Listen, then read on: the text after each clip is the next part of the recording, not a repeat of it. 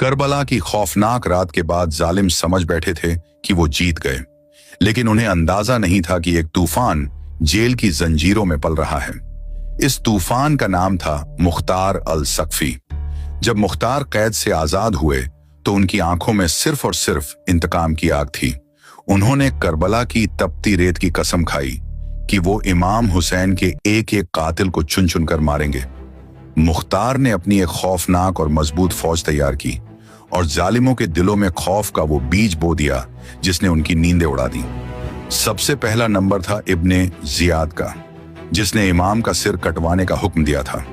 مختار کی فولادی فوج نے اس کے محل کو چاروں طرف سے گھیر لیا۔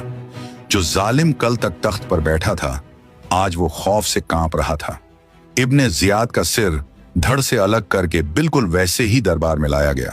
اس کے بعد مختار کے نشانے پر آیا شمر، جو امام کے سینے پر چڑھا تھا۔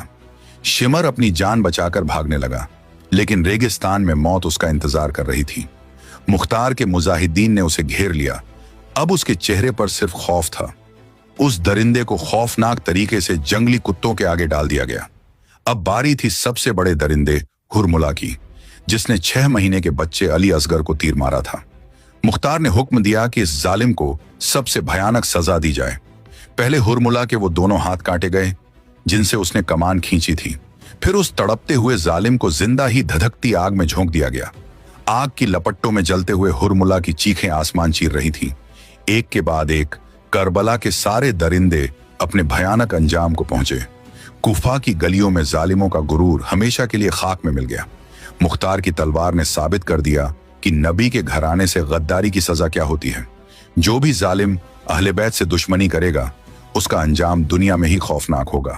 مختار نے شہادت کا وہ خوفناک بدلہ لیا جسے تاریخ کبھی نہیں بھلا پائے گی۔